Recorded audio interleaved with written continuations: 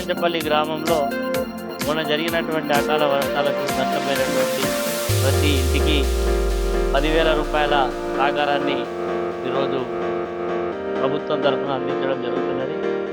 మరి ఈరోజు అందిస్తున్నటువంటి సహకారం ఇప్పటికే ప్రభుత్వం తరఫున నిత్యావసర బట్టలు అన్నీ కూడా అందజేయడం జరిగింది.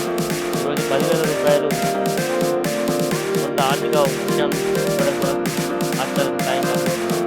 అదేవిధంగా ఇంకా సెంటర్ చేస్తా ఉన్నాం. చనిపోయినటువంటి పశువులు ఇవన్నీ కూడా సమగ్రంగా తెప్పించి వారికి కూడా కొన్ని వారు 4-5 రోజుల పూట ఇతరులకు కూడా అందజేయడం జరుగుతుంది.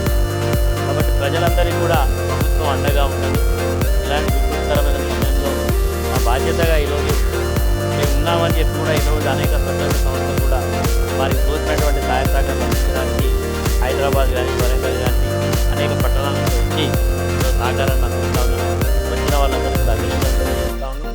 మరి ప్రజలు ఇప్పుడిప్పుడే వారి ఇళ్లలోకి వచ్చి వాళ్ళందరూ కూడా వస్తున్నారు. కాబట్టి ఇంకా చేయాల్సినటువంటి సహాయ సహకారాలన్నీ కూడా రోడ్లు కానీ మరి అన్నీ కూడా మొన్ననే పవర్ను కూడా గ్రామంలో 100% ప్రతి ఇంటికి కరెంట్ ఇవ్వడం జరిగింది. మంచినీళ్ళు కూడా ఇంట్లో నీళ్ళు కూడా వస్తూ ఉన్నాయి.